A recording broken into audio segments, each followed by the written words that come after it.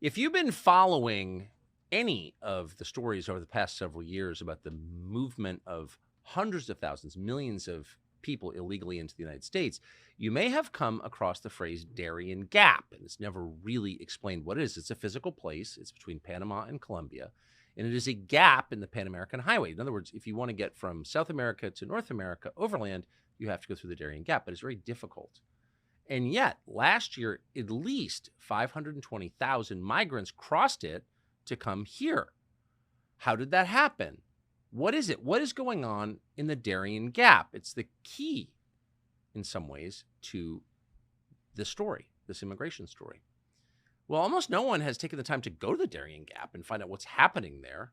Leave it to a world-renowned biologist to do that, not a journalist, a biologist. That would be Dr. Bret Weinstein, who is the host, along with his wife, Heather, of the Dark Horse podcast. And he was just there last week because he wanted to see it for himself. We're honored to have him join us now to tell us what he found. Dr. Weinstein, thank you so much. Very good to be back with you, Tucker. So that was my feeble attempt to ad-lib an explanation of the Darien Gap, but can you a little more precisely tell us what it is? Sure. You did a pretty good job. The Pan American Highway is a road that literally goes from Prudhoe Bay, Alaska, to the southern tip of South America. It is unbroken but for a 60-mile stretch between Panama and Colombia.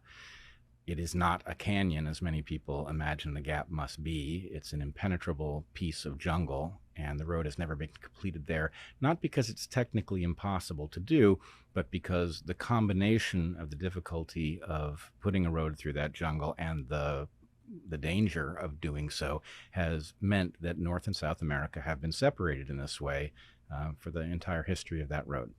So you often hear people say it's a perilous journey to get across that 60 miles of the Darien Gap. Is that a fair assessment? It's beyond fair. Let's just say I did my graduate work not far from Darien. I did it in central Panama, and the jungle in the Darien Gap is someplace that one does not go without careful preparation. It is quite dangerous. It involves a number of conditions that make it perilous. For one thing, the Cordillera, which is the mountain range that is effectively the continental divide, the same continental divide that we see in Colorado, for example, continues down through Central America, and it passes through Darien. So imagine a very difficult jungle without proper trails through it, in which migrants have to come up that mountain range, and they're almost all unprepared. They don't have the kinds of materials you would want with you, so they're soaking wet from rain, they're sleeping on the ground, and so they get hypothermia. It's extremely slippery, so people are constantly sliding down hills, breaking limbs. They sleep in their shoes and get trench foot. It's a very treacherous journey, and the difficulty of it should not be underrated. So you wonder why there's not a permanent team of New York Times reporters there trying to tell the rest of us what exactly is happening. If 500,000 people move through there in 1 year, how did you wind up there? Well, I wound up there because Michael Yon had been sending me materials, thinking that I would be interested in what was taking place in Panama. And of course, I was utterly fascinated by what I was seeing. Now, some of your viewers may not know Michael. Michael is a former Green Beret who has refashioned himself. Well, the last time I was on your program, I talked about Goliath. Yes. And if there's a Goliath, there's a David, and I would argue that Michael Yon is like David's eyes. He's been traversing the world trying to understand a story that as yet has no name, and that story is partially in the Darien of Panama, and it's all sorts of other places, including in various UN installations.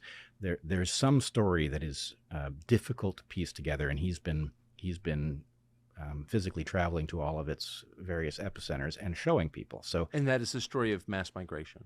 Mass migration, I now think, is a piece of it. Now, when I went to Panama, I had a hard time explaining to myself why I was going, because those are the best trips, aren't they? Yes, they are. The serendipity of it is important, but it was hard for me to justify in my head going to such a place when it wasn't going to change the videos he had sent me were quite clear.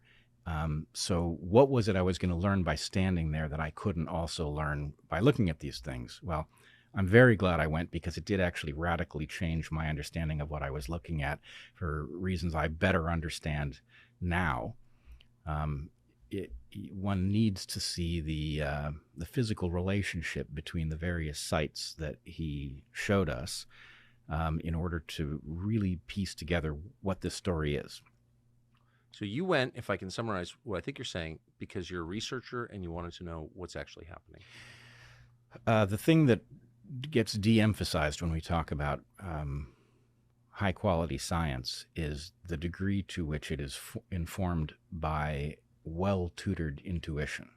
So I had a sense that I needed to see it for reasons that my conscious mind wasn't certain of at the time, and I followed that, and I'm very glad I did. Follow your instincts. Boy, that is the lesson of so many moments in life.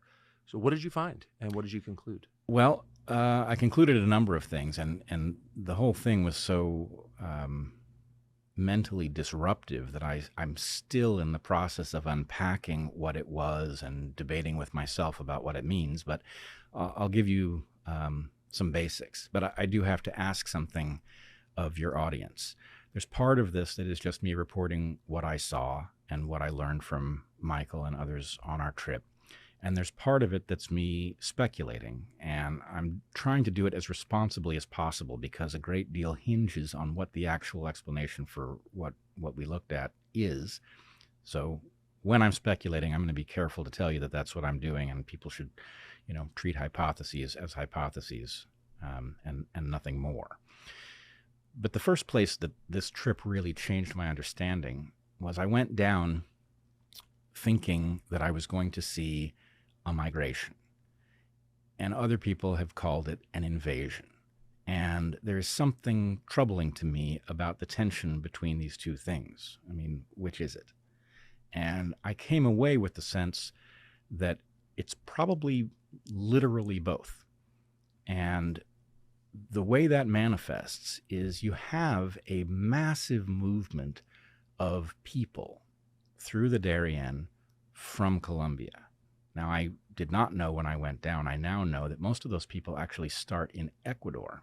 And the reason they start in Ecuador is that Ecuador has a policy where they don't require a visa. So people coming from all over the world can land in Quito, Ecuador, find their way through Colombia, move through the Darien, and if they survive it, which not all of them do, they can then get relatively directly all the way through Central America into the U.S.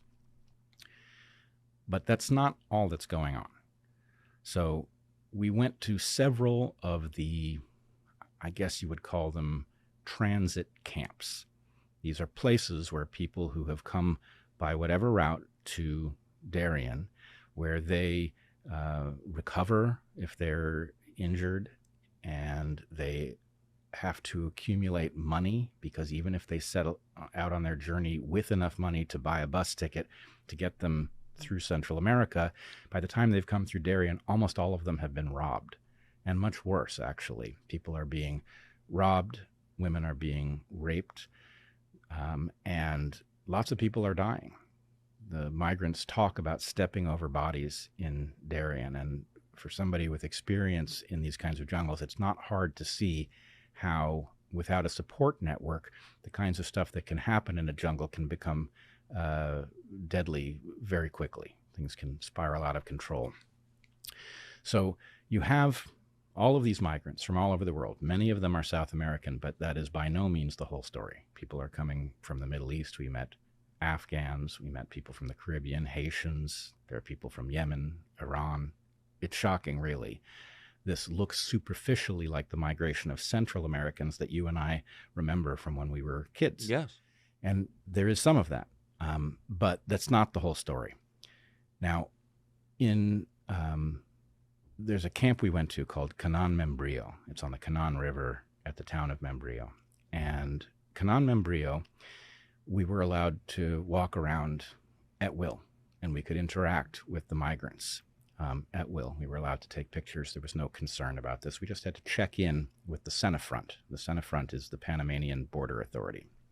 But once we had checked in We were on our own, and people were interested in talking, including migrants. So we had many conversations with migrants. And these migrants, I have to tell you, when they come to the southern border of the U.S., they get through on the basis that they are political refugees. They aren't. When we talk to them in the transit camp, everybody tells the same story. They are fleeing economic collapse, and they are fleeing in the direction of what they perceive to be economic opportunity. And of course, in American law, these two things are very different. We protect people who are seeking political asylum, but we do not offer automatic economic asylum. And the reason for that is fairly clear, which is that in order to protect people economically, we end up robbing Americans of their economic well-being. And that's just not something that people are entitled to, no matter how much compassion you may have for people fleeing Venezuela. It is not our responsibility, especially not without some sort of a plan, an agreement about how many people are going to come through and in what way we're going to take care of them and how that's going to get paid for. We don't do that. But in any case, you get the same story from everybody. They're fleeing an economic crisis, and they're moving north, and many of them have terrible stories about what happened to them in the Darien Gap.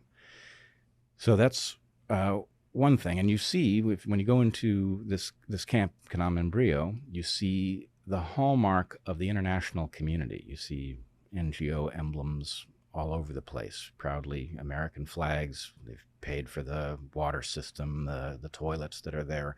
The United States government is facilitating this economic migration, and it's unmistakable, as is an organization called the IOM, which is the International Organization for Migration. It's a branch of the UN. And if you read their charter, you will discover that this organization believes that migration is an inherently good thing, that it's always good. And so they see it as their job to bring it about, to facilitate it. And in this case, that's particularly tragic because their desire to induce people to migrate is causing people who are woefully unprepared for the Darien Gap to try to make that journey.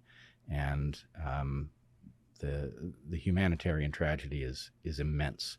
So the UN, of which the United States is, I think, the largest donor by far, is paying for this with the U.S. government.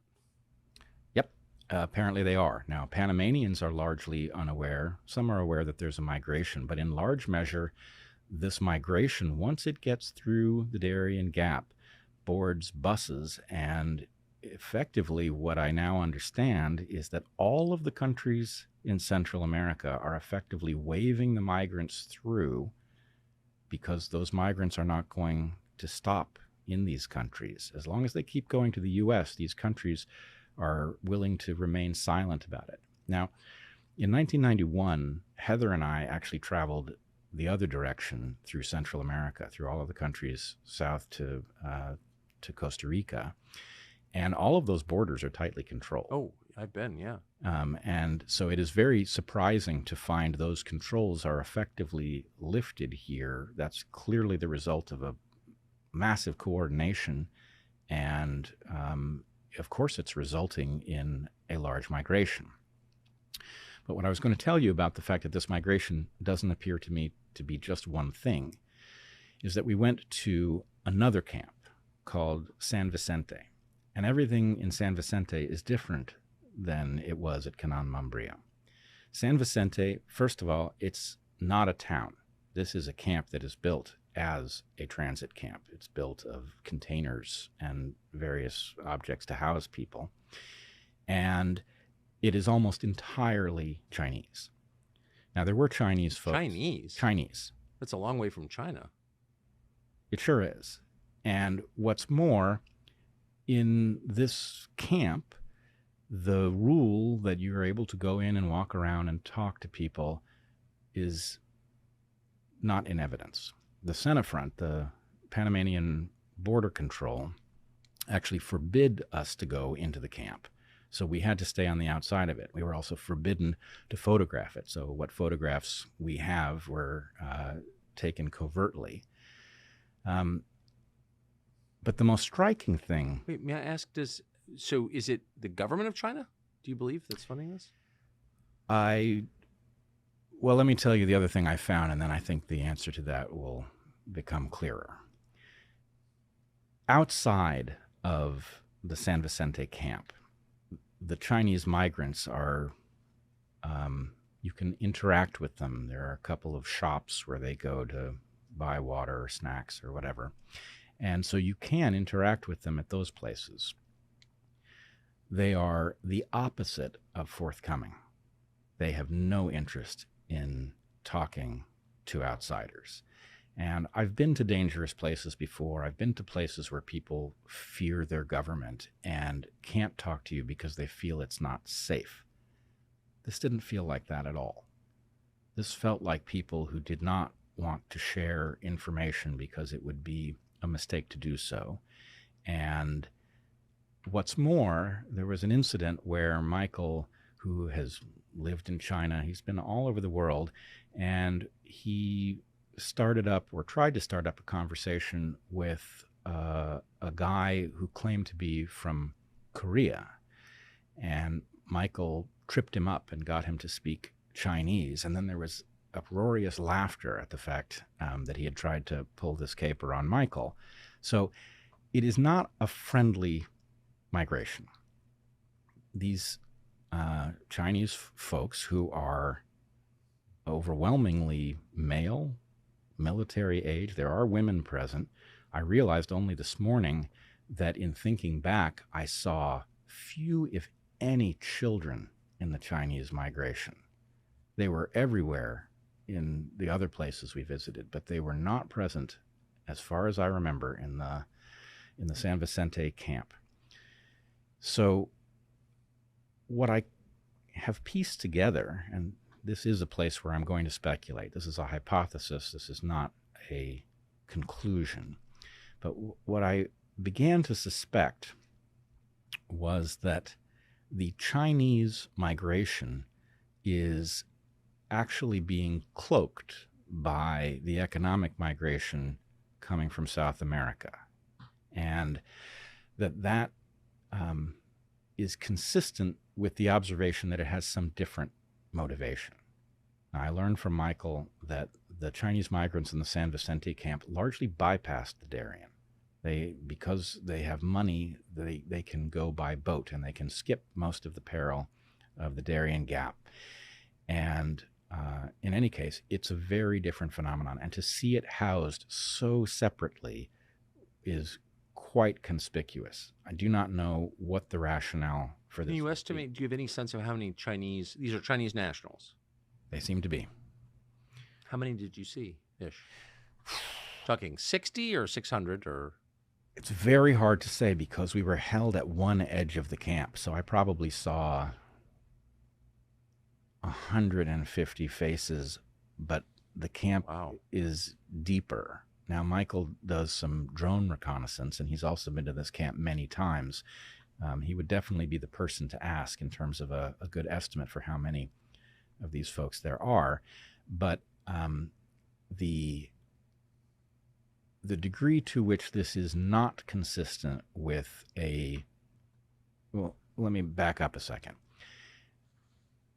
I regard the Chinese people as victims of an oppressive government that I fear for my own reasons. For sure. So there's nothing about the fact that these folks are Chinese that throws me. And if they were fleeing that government, I'm not sure what we should do about it, but I'm certainly supportive of their desire. Feel sympathy I would feel a great deal of sympathy. And in fact, I felt a great deal of sympathy for all of the other migrants that I met. But the sense of, it's really hard not to use the term hostility that I felt from the Chinese was particularly unsettling given that I know where they're headed, right? They're headed to the U.S. And just to be totally clear on that point, this was not a work camp for a, Chinese infrastructure project. And no, it was not. And what I know is taking place at the southern border of the U.S., makes this even more disturbing, because although the controls at the southern border are still there for those of us who are crossing legally, the lack of any control for those who are crossing illegally is stunning. So if I may just compare, when I came back from Panama, I approached a kiosk with my passport ready to scan it. I didn't have to. A camera took my picture. And although I didn't know that my picture was about to be taken, I hadn't taken my hat off, I was wearing my glasses, the kiosk told me I didn't need to put my passport there. And then a customs officer behind me called my name, Bret.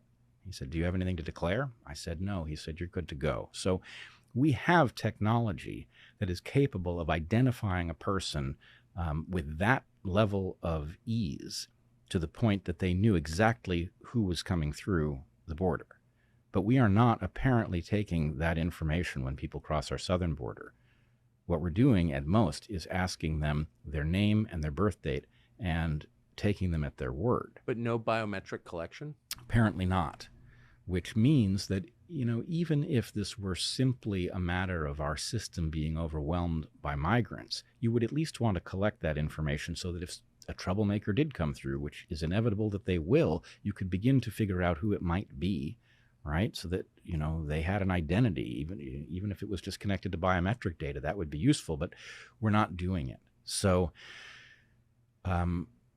what I think I saw, my hypothesis for what I think I saw, is that there is an invasion taking place. It's not a sleeper cell because it's on the move, but I started to think of them as sleepwalkers. And there's also a massive migration, and the migration is causing us to have difficulty discussing the invasion, which is a distinct phenomenon. And different simply from desperate peasants from poor countries coming here for work. There was no desperation in evidence, and Michael also gave us a video, which I can't establish the origin of, but it is a Chinese cartoon set to happy music of a migrant moving through Central America, changing modes of transportation, and it basically indicates, here's the route you will travel. Now, was it produced by the CCP? I can't be certain of that, but that certainly is suggested, that this is a message about how to make this journey. For what purpose, I don't know. But I do not believe that the people I encountered had left China without the knowledge of their government. I believe their government has some reason to have facilitated. But the administration must be aware of this. Our administration? Yes. It is, but here's the problem I've been wrestling with. It used to be that it was hard to convince people that our system was deeply corrupt. Back in the days when those of us who were focused on this issue used to talk about campaign finance reform. Right. It was a problem, that you could grapple with. It was of that scale. Now it's like a whole different level of corruption, right? And here's the question that I've never heard a good answer to. What stops our enemies internationally from buying influence over our system in the same way that corporations do and did? I can't think of anything, and I've never heard patriotism. Right. Sorry, just kidding. I don't think there is any such safeguard. And if there is such a safeguard, I would like to know how often it has been triggered. Certainly our enemies will have noticed that we have a system that's pay for play. And it's certainly, it's perfectly in keeping with Sun Tzu. At the very least, it would be far cheaper, easier, safer from their perspective to persuade us to harm ourselves than to go to war with us. So again, I don't know. I'm a biologist. This is not my... Well, you're an observer of things. That's what the study of biology is, right? It is, and unfortunately, this is the most parsimonious explanation for what I've seen now, is that somebody has persuaded us to endorse a policy that is decidedly not in our interest. And I will also say that I've become aware in the process of doing this that the Chinese have a rather famous plan for the world called the Belt and Road Initiative, Yes. in which they have scoped out where the resources are and how they're to get from one place to another. What many people who know about the Belt and Road Initiative don't know is that they have also, the Belt and Road Initiative is largely about Africa and Asia. Yes. But apparently there's been a considerable amount of thinking in China about how Belt and Road would work in the New World as well. And it's in full operation. I mean, St. Croix, which is an American protectorate, St. Croix next to, it's American Virgin Islands. Its road system is built by China. There you go. And there's an awful lot of investment in Panama, and there is certainly talk in China about opening the Darien Gap. Opening it, paving it. Paving it, right. And another thing that Michael showed us, which it's maybe the most surprising thing I saw, is a bridge building project at Yavitsa, which is the town at the very end of the Pan American Highway in Darien. So there is a massive bridge being built. Not a bamboo and vine bridge. Oh no, this is a massive concrete and steel highway bridge being built over the Chuquenake River into the Darien. What's on the other side is impenetrable jungle and a few villages. This bridge does not make any sense. So, any idea who's paying for that? That is much less clear. There are no signs. Most people in Panama are completely unaware that any such project exists. There are no proud signs as there are in the transit camps. I will say we spoke to the foreman of the project. I mean, the project is actually pretty impressive. It's a construction site. Nobody's standing around. They are building a bridge, and they are doing so impressively. Do the workers seem to be local Panamanians? They do. The foreman was Panamanian, and we asked him what the purpose of the bridge was. And he didn't know, but he speculated that it was to bring yucca from Darien, from the villages on the other side, into Panama. That's a low margin agricultural product for those who are watching. It doesn't justify a steel reinforced bridge across a river.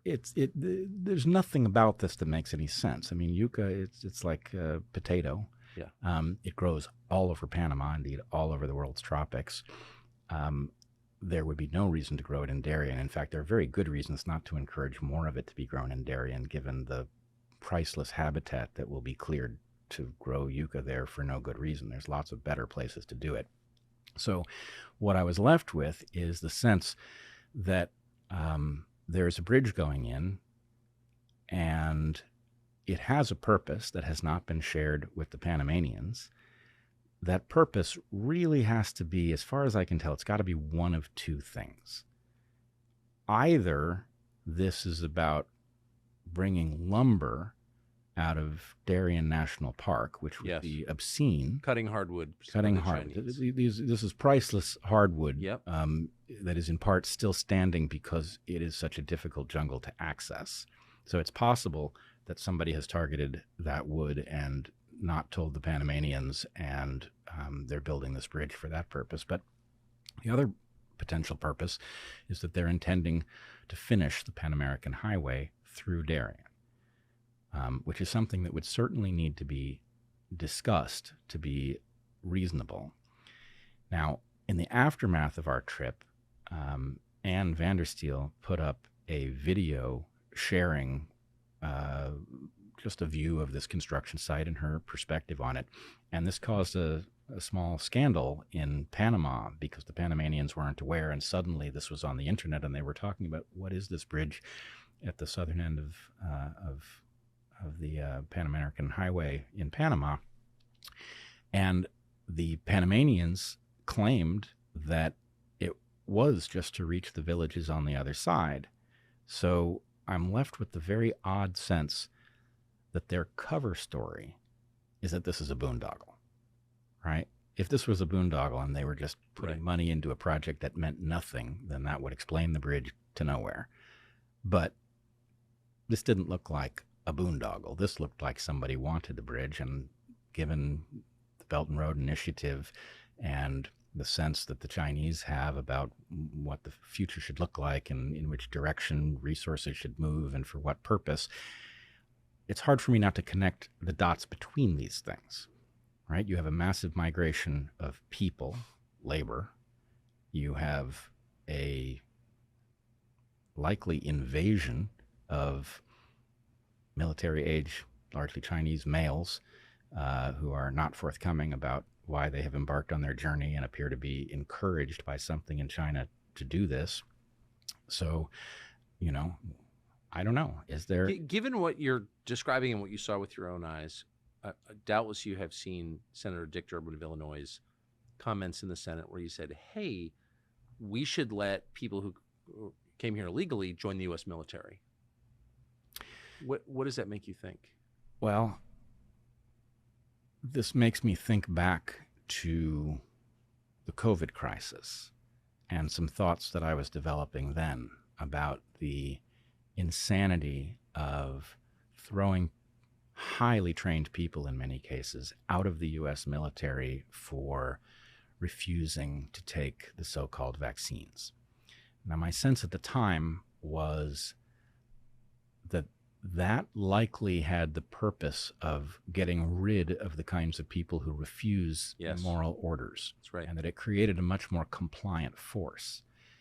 Now, what happens if migrants are given citizenship in exchange for military service in the U.S. military?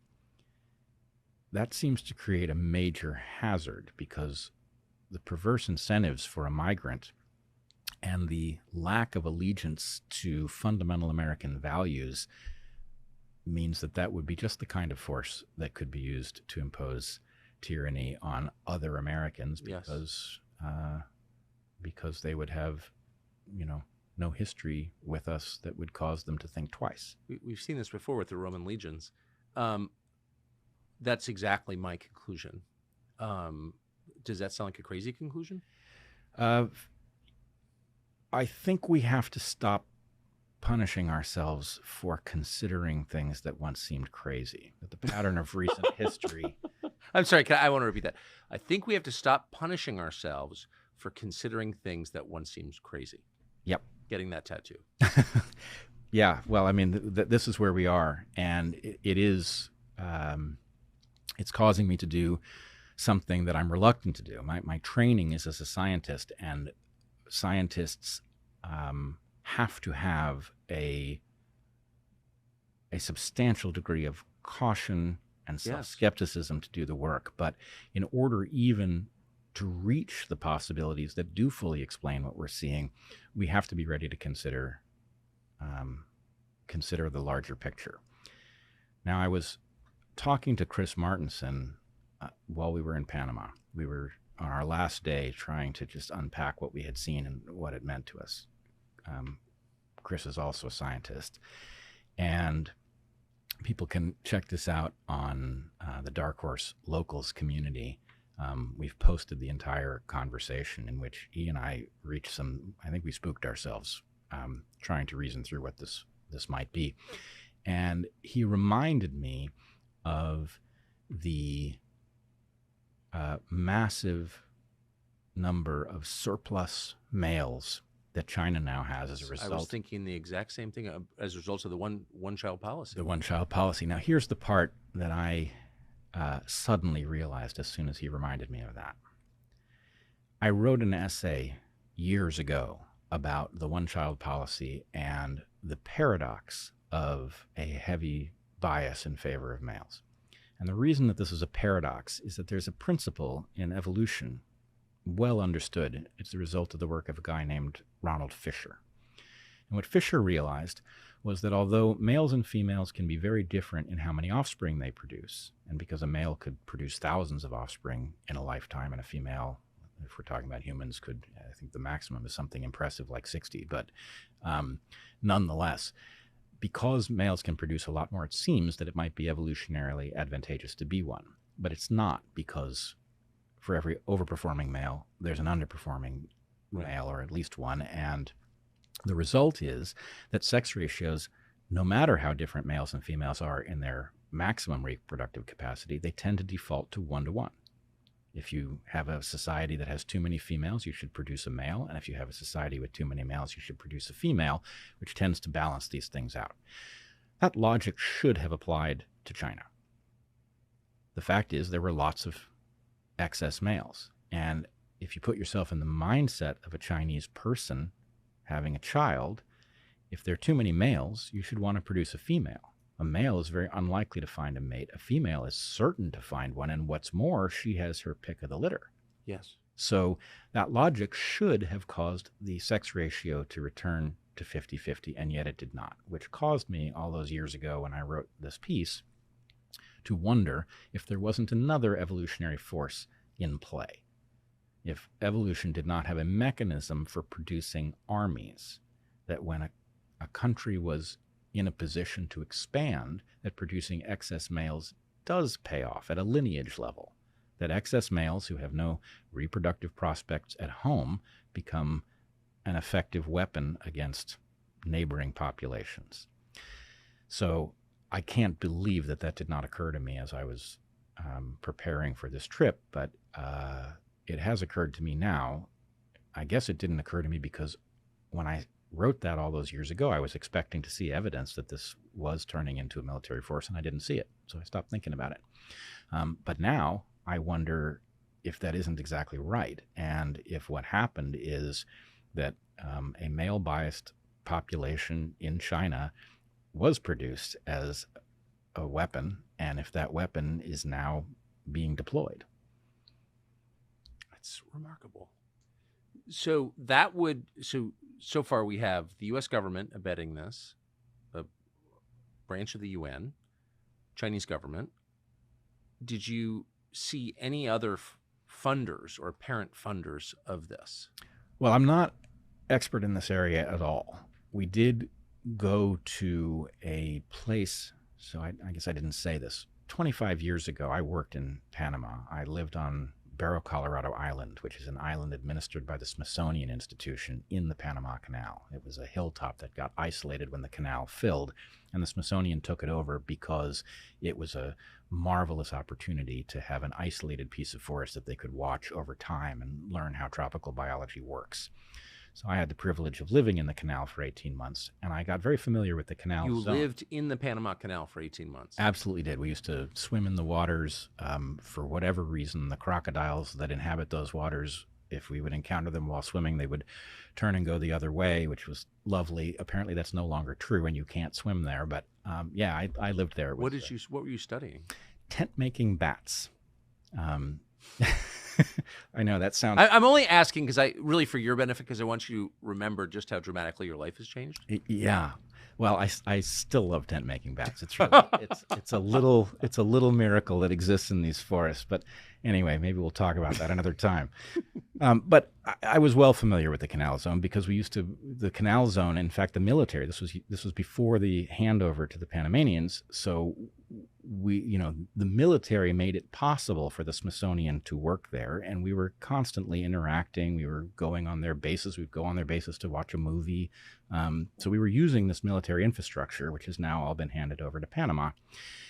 And what impressed me was when we went back specifically to Fort Clayton, something that is now called the City of Knowledge. The City of Knowledge is housed in, or its central building is the former Army South building from the U.S. Southern Command. So this is both an important fact for the military, that the U.S. Southern Command is a segment of the military dedicated to protecting American interests in the Caribbean and all of Latin America south of Mexico. And it has this impressive structure in Fort Clayton, immediately above the Las Flores locks. So it was both physically there to protect the canal, and it was metaphorically this imposing presence looking out over... To project power south. Absolutely. And after the handover, all of the military bases that were in the Canal Zone were handed over, and this one has been taken over by the UN and the international community, and all the NGOs have offices there. And it reminded me of how many things in our society had their purpose inverted. Right? Universities used to exist to make young people smarter and more analytically capable. Universities now make people stupider and convince them of things that just simply aren't true. Yes. Newspapers used to help us understand what the facts were about events that were taking place that involve us. Now newspapers obscure the facts from us. They're the last to report the news after we embarrass them into doing it. So this structure that once was a testament to the achievement of the Panama Canal and the importance of protecting the Panama Canal is now involved in what looks like obvious subterfuge against American interests, right? An organization that is dedicated to facilitating migration without asking Americans, without there being any plan at all for how the well-being of these people is going to be financed. That their office, IOM, is sitting, if this building, U.S. Army South at the Las Flores Locks, is it's like a person, and at that person's left knee is the IOM looking out at the Bridge of the Americas, which when I was there was the only way to cross the Panama Canal. Right? It's almost the exact inversion of what these structures were built for. And how many times do you have to see the inversion of something to begin to get the sense that that's something has taken over our system and it's become sick? Well, it's all, and I'm sure there's a biological term to describe the process of, well, maybe cancer, the body eating itself. I mean, it seems like the structures set in place to protect the country are now at war with the country. I do have the sense that the country, the structures, and it's not even just the country, it's the West. And, I view myself as very much a patriot of the country, but I'm also a patriot of the West, which I see the country as having, it's slightly overstated to say invented the concept, but in any case, yes, the West appears to be sick with an infection. And again, I don't want to drag you into too much biology, but everybody knows what a parasite is. There's also something called a parasitoid. And a parasitoid is a parasite that kills its host in the process of doing its job. And I'm concerned that we may have a parasitoid that is actually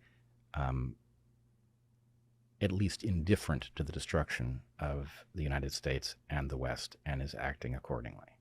So I know it's become your life's work or part of your life's work to figure out what exactly that entity is.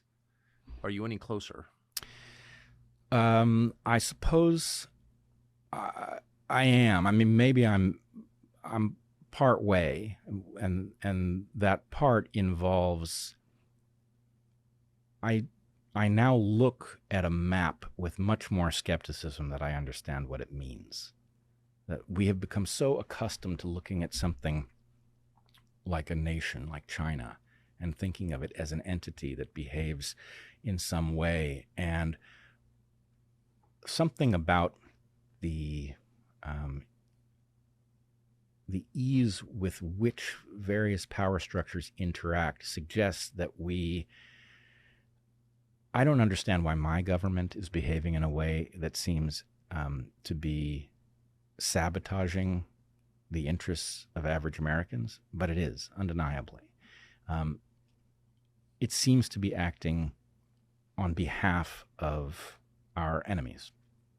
I don't know whether that could conceivably be because there's actually hostility. I doubt it. But my guess is what there is just a rampant outbreak of amorality where people are willing to do whatever is expedient, and that has made the game rather easy for powers that be elsewhere. And I don't know I don't know where the analysis becomes absurd. I have watched policy on the West Coast make the quality of life drop spectacularly so that people are fleeing, including wealthy people. And I look at wealthy people fleeing California, for example, and I think something about this story doesn't add up. It's rather a lot like building up a population with too many males. There's something else that explains this, because at the end of the day, wealthy elites are going to end up with the best real estate.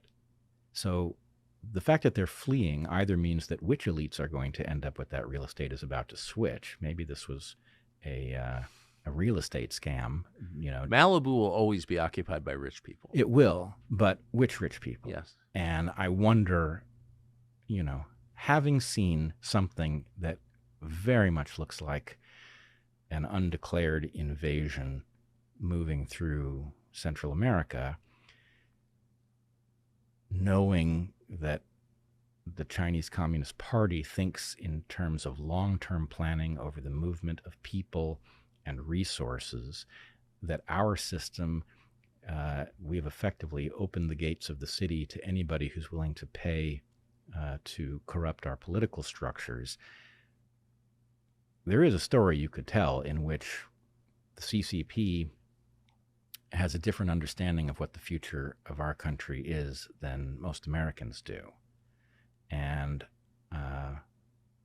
well, let's just put it this way. Maybe I'm imagining what I saw, but if I'm not, then all of those Chinese migrants who don't want to talk about what they're doing moving into the U.S., they're going to do something. I don't know what it's going to be, but I don't know when we became so naive about the fact that we have, there are parties abroad who do not wish us well and would not mind at all seeing us removed from our position of power. And who knows, maybe, some of us displaced from the continent we live on. I can't say. I mean, China is literally the other side of the world. It's also not Haiti. I mean, there's economic opportunity in China, but there's also economic opportunity for unemployed Chinese in the Philippines or Vietnam, Malaysia. It's not obvious that they would come to the Darien Gap to get here. Well, the Darien Gap is a very strange place to have gone. For one thing, as Chris Martenson points out, the absurdity, if we're going to invite people in, let's say we had decided that we didn't have enough people to do labor and that it was actually good for the U.S. to bring in large numbers of people from elsewhere. Having people go through the theater of marching through Darien is absurd and dangerous, and it is creating a humanitarian crisis. In addition to the environmental crisis, which is in Darien, we're creating a humanitarian crisis that's absolutely needless. Either these people should be welcomed because it's good for us to bring them in, exactly, or they shouldn't be there at all. And the only purpose I can think, especially given that the Chinese, many of the Chinese, I don't want to say all, there are Chinese people in the other camps. We saw that as well. Also not forthcoming about anything. But the only purpose I can think of for coming to America via Panama is that it allows them to blend with all of the people who are coming from South America. It makes it hard to discuss, but I can't think of another reason to do it that way. It's, at the very least, wildly inefficient. These are such interesting and important questions, but they're also rooted in your personal observation. Did you run into any journalists from big newspapers or TV channels when you were down there? Absolutely not, which is also shocking. I mean, this is emblematic of the era we are living in, where the issues which obviously have our well-being tied up in them are hiding in plain sight. It's not hard to see this story.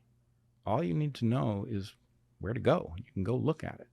And the fact that that's not happening, that our major news organizations are disinterested in this story, again, suggest a system that has been corrupted across the board. You would imagine that even if the New York Times didn't want to report this story, that some reporter with ambition would chase it down anyway.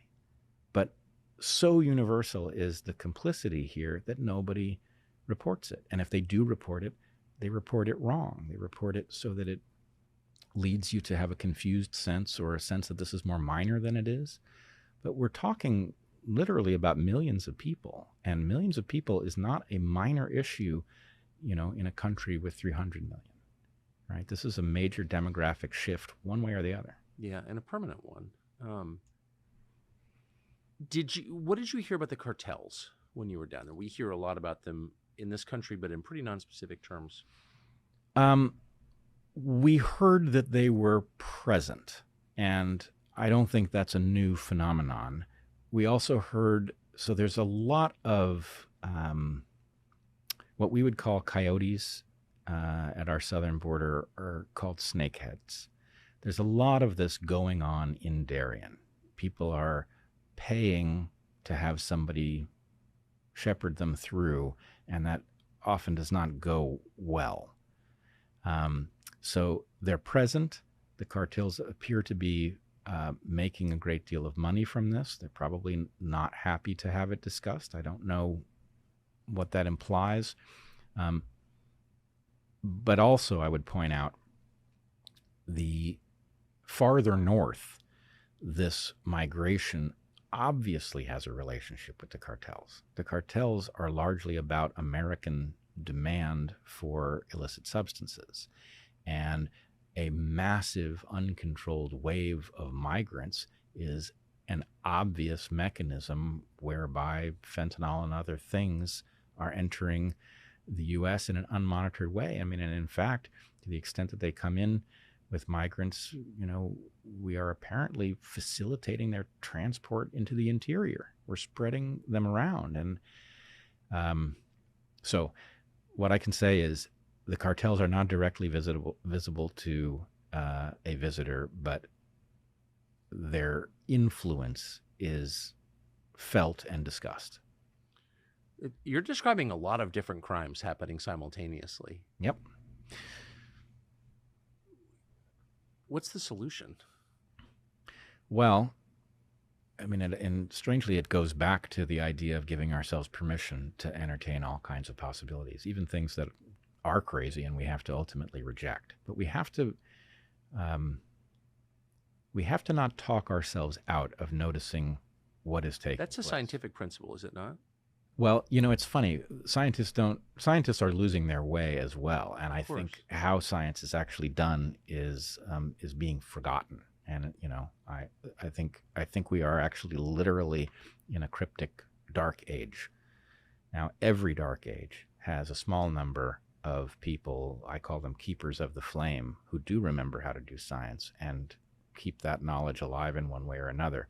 But it's time to dust it off and bring it out into the mainstream. And, the toolkit for figuring out what a story like this means is not different from the toolkit you use to figure out what's going on in a tropical forest. It's hypothesis testing. And what you don't want, people have heard from me now, they've heard some things, they may be shocked by them. You don't know. This is one person's view of what they saw. What you really want is many people to have seen it, and then you want them to pool their understanding, to point out what doesn't make sense about one story, one explanation, or another. That's the process. And the fewer of us who are on the case, the worse we're going to do. And that we should just expect that. So the first answer is just wake up. Something is afoot that none of us have seen before, even to the extent that there are echoes of historical processes here. Much of this is quite new. I mean, for one thing, a mass migration through a dense jungle where people have been informed about how to transit it, by cell phone, where money can be wired by Western Union to buy yourself a bus ticket after you've been robbed by bandits in the forest, All right, this is some weird combination of very low tech and very high tech. What percentage of the migrants have smartphones? Well, I don't know, but my guess is much larger percentage have them at the beginning of their trek than have them at the end. In part, that's because of rampant theft. Yeah. I talked to a woman. Her name was Jen. She's Venezuelan. She was a college student in Venezuela and is fleeing the collapse of her society. She was robbed of everything she had. Ugh. In Darien. I'm almost certain she was raped.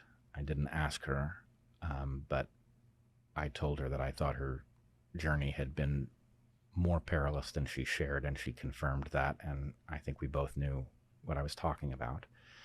But in any case, she lost her phone to bandits. But the other thing that happens is the exhaustion that people who are unprepared for the Darien Gap experience in struggling up these, just mud doesn't even describe it. The clay in these soils is such that you just imagine incredibly slippery faces, that are being drenched in rain on a daily basis. People are so exhausted that they rid themselves of the possessions that they thought they would somehow bring through. They lose their shoes, they drop all of their possessions, and they walk out with nothing. So in any case, I would say probably most of them have phones when they embark, and I have no idea what the percentage that actually keep. What is it doing to the environment, to the landscape? It's a catastrophe. I mean, it's certainly going to be limited at this point to I think there are 3 major routes through the Darien Gap at the moment. They are absolutely littered with trash and bodies, and it's apparently quite hellish.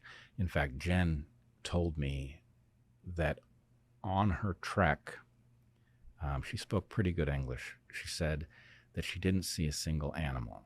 I'm sure she meant mammal, but the idea of walking across Darien and not seeing a single mammal suggests that this is just absolutely devastating. Now, it's nothing compared to what will happen if a road gets put through. Roads have a very well understood impact on a forest like this. Once you have roads, you're going to have hunters, and they're going to empty the forest. You're going to have empty forest syndrome. After that, you're going to have loggers. They're going to be pulling out all of these priceless tropical hardwoods. You're going to get miners who are going to illegally go in there and mine and leave big tailing piles and toxins. It's a devastating impact. At the moment, my guess would be that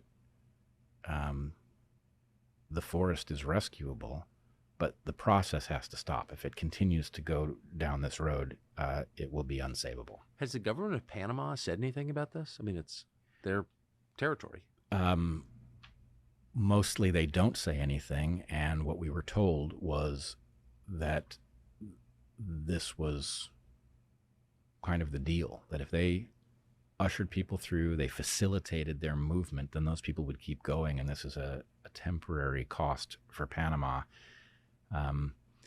I think if the people of Panama thought that the migration was going to stop and they were going to have to absorb all of these migrants, there would be riots in the streets. That's my guess. Panama's, for other reasons, in rather perilous situation because after the handover, the Panamanians upgraded the canal. And they did so according to plans that Americans had drawn up. They put in a 3rd lane for boat traffic. But so every time a boat transits the canal, a huge amount of water is lost in the process of lifting and lowering boats. When the Americans drew up the plans for a 3rd lane, which the Americans did not complete, the Panamanians now have, it involved the damming of a 2nd river to provide more water. So that never happened. Panama is now in a drought, and the drought combined with the massive extra losses of water is resulting in the Panama Canal having greatly reduced traffic, which is a huge hit to the Panamanian economy because each of the ships that transits the canal hands over a huge pile of cash to be allowed to do it. And this is a major piece of the Panamanian economy. We're at the beginning of the dry season. I don't know what's going to happen by the end of the dry season, but it may go from a greatly reduced number of transits per day to, I don't know, could it go to none? Maybe, which would be a big hit to the world economy, actually. This is why the Nicaraguans are considering completing that canal, right? The Nicaraguans, that has been long under discussion for... 150 years. Yeah, right. So I don't know if the Nicaraguans are going to. At the moment, the Panamanians are using the train that parallels the canal, and basically lots of ships are offloading their cargo onto a train, and it's going overland to a ship on the other side. So in any case, Panama has a stability problem of its own, and that combined with the hazard posed by this migration, and if America closes the door on this migration, where do these people go? So last question, if you were to I know that you will continue your journey of inquiry in this topic, but where else would you go to get answers to what exactly is happening? Well, if I was initiating an effort to figure out that question, I would bring the people who have navigated the story this far together with whatever experts still exist on the various related topics. I mean, frankly, I would talk to Michael Yon about all of the things that are connected to this story, all the things he's seen all over the world. He has a very good sense for who the players are, and what he knows has to be brought together with an understanding of how these dynamics might play out. But I have to say, I'm not sure, I don't know how much time we have. Again, I don't know if what I saw implies another shoe is going to drop. How many of these Chinese sleepwalkers have to end up in the U.S. before some other phase kicks off? What was the involvement of COVID? Is it just happenstance, or is there something about the COVID crisis that is in some way connected to what we are now? What do you mean? This is a place we have to be extremely careful. I'm just looking at the various puzzle pieces and trying to imagine what they could mean. We know that SARS-CoV-2 was the product of dual-use research, which means bioweapons. The spike protein in the so-called vaccines was taken from SARS-CoV-2. So it is also the product of bioweapons research. Now, again, I will say it again because I'm concerned that people will take it as a conclusion rather than a hypothesis. This is only a hypothesis, and when I say it's a hypothesis, it doesn't mean that I believe it's true. It means that I believe it's plausible. The vaccines that people got, you may remember, I think we talked about it the last time I was here, people who get more than 3 of these shots have an interesting effect that none of us saw coming, which is the triggering of something called IgG4. Ig means immunoglobulin. It's a synonym for antibody. IgG is a class of immunoglobulin, and IgG4 is a very interesting subclass. IgG4's purpose, its biological purpose, is to turn down an immune response. So if your body is reacting to something it shouldn't react to, nature has granted us a mechanism for turning down that reaction so that you don't die from an allergy, effectively. This is what allergens do, is they try to trigger that attenuation signal in order to get the body to stop reacting to something that it shouldn't be reacting to. The fact that these shots seem to trigger the production of IgG4 is fascinating. It could just be an unexpected consequence that nobody saw coming. But if you think about what it is that the folks who try to produce biological weapons want, they want a weapon that separates populations. In other words, a weapon is no good if it's not contagious. Then you have to drop it on enough people to matter. That's difficult. If it is contagious, then your own population risks getting it. So the problem is there's not a good design mechanism to deal with that. But if the mRNA vaccines produced an attenuation signal in people who got more than 3 of these shots,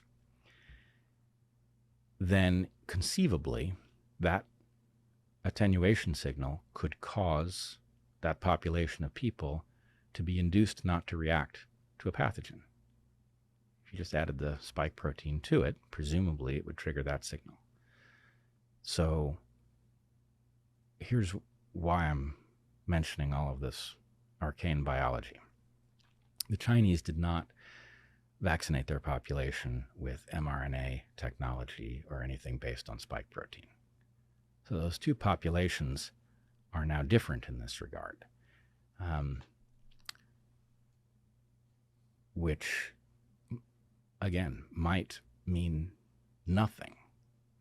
But what we learned so painfully in the battle against the mainstream narrative over these so-called vaccines is that the reason that I say so-called vaccines, and I try to say it every time, is because what these things turned out to be is gene therapy. But that doesn't even quite cover the problem with them. They're gene therapy in the sense that they introduce a genetic message into your cells and they get your cells to translate it.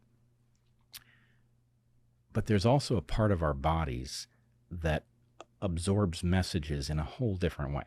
It's our immune system. Our immune system literally evolves on the scale of hours to days when you get an illness. That's how we fend off illnesses that evolve so rapidly. And so the message that was injected into so many people was like a firmware update. It was a firmware update that caused the immune systems of those people to take up a new way of viewing the world. And that new way of viewing the world seems to have produced this attenuation signal in response to the antigen, the spike protein antigen. So am I seeing a mirage? Let's hope so. So just to try to flesh out or put in non-specialist terms what you may be suggesting, it's plausible that this was all an effort to make one population effectively immune from some new bioweapon and another population susceptible to it? Is that what you're saying? That is what I'm saying. And again, all it is possible. Right. I have no evidence that this did happen except for the odd fact of this IgG4 Well, signal. why didn't the Chinese use mRNA vaccines? I don't know. It is, let's put it this way, nobody should have. Of course. It was a technology that was just simply not fit for human consumption. But one does not know. And further, we got a lot of nonsense out of China that caused people, including me, to be more frightened of SARS-CoV-2 than was warranted. No, right? Me too. You remember the videos of people collapsing dead in the street, right? That was nonsense. So I don't know who's who on this playing field, and I don't know what they want. But to the extent that there seemed to be an absolute obsession with injecting absolutely everybody with these so-called vaccines, that was conspicuous. That did not seem like just greed and a desire to sell more shots. I agree completely. It was bizarre. And the fact that we specifically insisted on vaccinating the entire military and threw people out who wouldn't take it. We vaccinated all of our frontline workers. I mean, and at the time, I remember I said to Heather on our show, I said, even if these are wonderful shots. It seems insane, given that we don't know what their long-term impacts are, that we would vaccinate all of anybody with them. How about half? Especially the people we need. The people we need most. Right, exactly. That's hopefully just a mirage, but it is a very frightening one. And I certainly hope that that's not what's going on. But if it is, there is no time to waste in us figuring out what we have been induced to do and what the proper countermeasures are. And so to the extent that people think that this is an abstraction, it is not. If there's any possibility at all that that is the nature of what we went through, then it is essential that we figure out how to neutralize the vulnerability. So I've kept you too long. But just this is my last question. Do you think it's odd, given the price this country paid for something that China did, that in the official storyline from the White House, for example, the Chinese are never the villain. It's always the Americans. It's always some segment of our population. The people who didn't take the vax are the villains. I mean, the president just gave a speech saying that the other day. Why has no one in authority in America said a bad word about China since we discovered that they unleashed COVID on the world? That's pretty weird, isn't it? It is weird. I have to say, I'm stuck on this one, because the more one knows about what role we did play, the more that this is not a simple story of, one country having screwed up and, unleashed hell on the world. This was a collaborative effort. Now, the question is, whose team are those collaborators on? Great question. I mean, I must say, the whole thing I found shocking, but one of the most shocking things I never heard a single other person mention, which is, since when does the United States collaborate with China on bioweapons research? You'd think they were adversaries, right? It's like not just a uniparty, but a uniworld or something. Yes. Well, again, I think this is the place where we have to allow ourselves to think these thoughts, and then somebody should talk us off the ledge, and we should find out it's not nearly as bad as we fear. But we have to consider these things and reject them rather than not think them. I don't know. I know some open-minded people, and I know some rigorously rational people. I know very few who combine those qualities as well as you do, and it was such a pleasure to hear you talk. So, Bret, thank you. Thank you so much, Tucker. Free speech is bigger than any one person or any one organization. Societies are defined by what they will not permit. What we're watching is the total inversion of virtue.